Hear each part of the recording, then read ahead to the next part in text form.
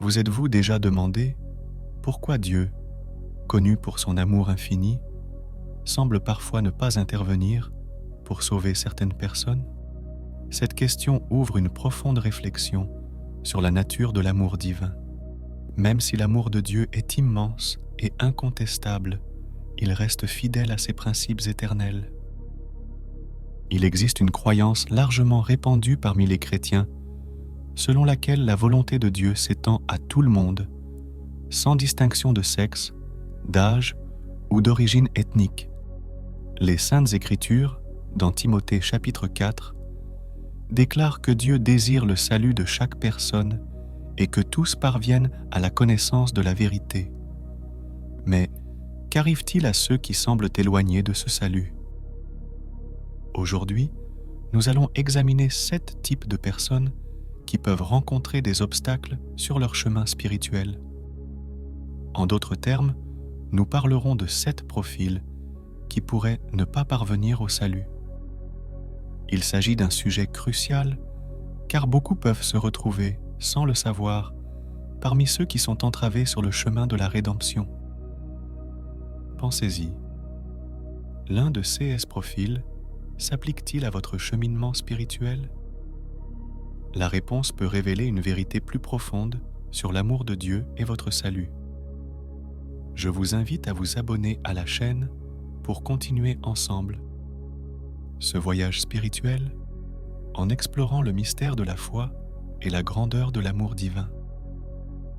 Chers frères et sœurs, nous sommes confrontés à une vérité inconfortable. Tout le monde ne sera pas sauvé. Cette réalité agit comme un avertissement, surtout pour ceux qui vont régulièrement à l'église. Il ne suffit pas d'assister aux offices du dimanche, d'être actif dans la communauté, de contribuer financièrement, ou même de porter le titre de chrétien. Le salut ne s'obtient pas par un discours pieux ou par le baptême. La Bible, dans l'Évangile de Matthieu, chapitre 7, versets 21 et 22, apporte un sévère avertissement. Au jour du jugement, beaucoup diront qu'ils ont fait des miracles au nom de Jésus, mais il répondra eux, « Je ne vous ai jamais connus. Éloignez-vous de moi, vous qui commettez l'iniquité. » Ce message nous invite à réfléchir profondément sur notre véritable position devant Dieu au jour du jugement. Demandons-nous, si le Seigneur revenait aujourd'hui, serions-nous prêts et dignes, revêtus de sa justice, purifiés et immaculés devant lui? Réfléchir à cela n'est pas seulement important, c'est essentiel pour notre cheminement spirituel. Le premier groupe est composé d'incroyants. Qui sont-ils? Ce sont ceux qui ne croient pas à la naissance, à la mort, à l'enterrement et à la résurrection de notre Seigneur Jésus-Christ. Selon les Écritures, ces personnes ne peuvent pas être sauvées, car le seul chemin vers la rédemption passe par la foi en Dieu. Sans la foi, personne ne peut être sauvé des péchés et de l'influence du diable.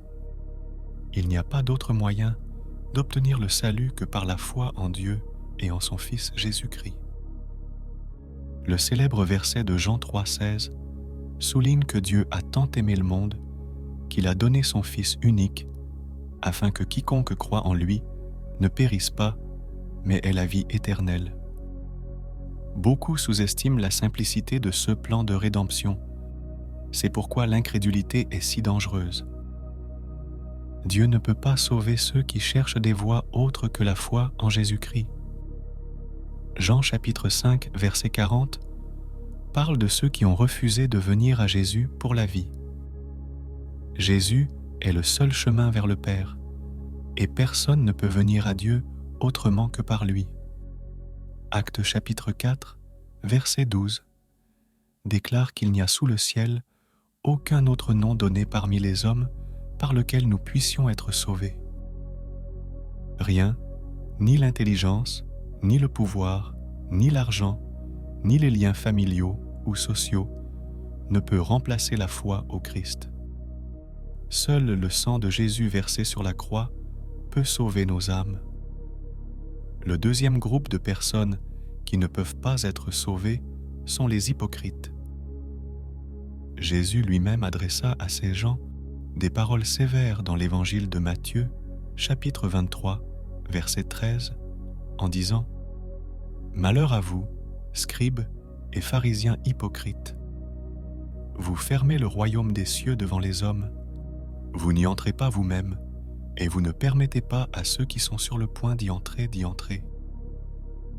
Les hypocrites sont ceux qui prétendent être ce qu'ils ne sont pas. Ils vont à l'église, lèvent la main pour prier le dimanche, mais pendant la semaine, ils vivent comme le reste du monde, indifférents à la vie de foi. Ils considèrent le salut comme une formalité et considèrent l'église comme un lieu social plutôt que comme un temple de dévotion. Bien qu'ils soient présents dans la communauté, ils ne permettent pas à la vie du Christ de se manifester en eux et ne produisent pas de fruits qui démontrent la foi qu'ils professent. Ils bloquent la porte du royaume de Dieu, empêchant les autres d'y entrer, comme l'illustre la parabole du pharisien et du publicain dans Luc, chapitre 18. Jésus loue l'humilité du publicain qui, conscient de son péché, implore la miséricorde de Dieu, tandis qu'il condamne l'orgueil du pharisien. Une autre catégorie qui ne peut obtenir le salut est celle des apostats. Dans 2 Pierre, chapitre 2, verset 22, nous lisons un avertissement clair.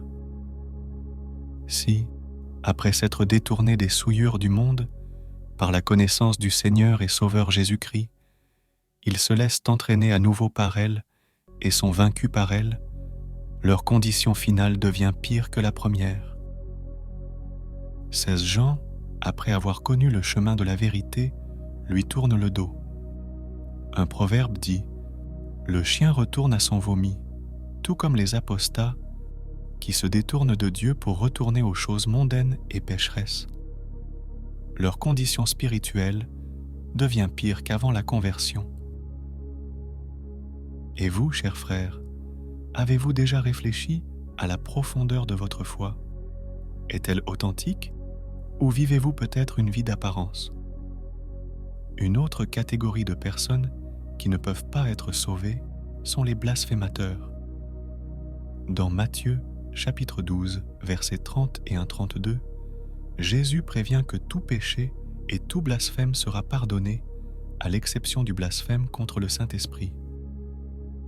Quiconque blasphème contre le Saint-Esprit ne sera pas pardonné, ni dans ce monde, ni dans le monde à venir. Le blasphème contre l'Esprit de Dieu est considéré comme un péché impardonnable, et nous devons faire attention à la manière dont nous nous exprimons concernant le Saint-Esprit et ses manifestations. Enfin, le dernier groupe de personnes qui ne peuvent pas être sauvées sont celles qui sont déjà mortes. Après la mort, il n'y a aucune possibilité de repentir ou de salut. La Bible ne soutient pas l'idée d'un purgatoire, comme beaucoup le croient. Le salut n'est possible que dans la vie. C'est pourquoi il est essentiel d'accueillir le Christ comme Sauveur maintenant, alors que nous sommes encore sur cette terre. J'espère que cette réflexion vous a aidé à comprendre l'importance de vivre une vie de foi authentique. Êtes-vous vraiment prêt à rencontrer Dieu? Comment est ton âme devant lui?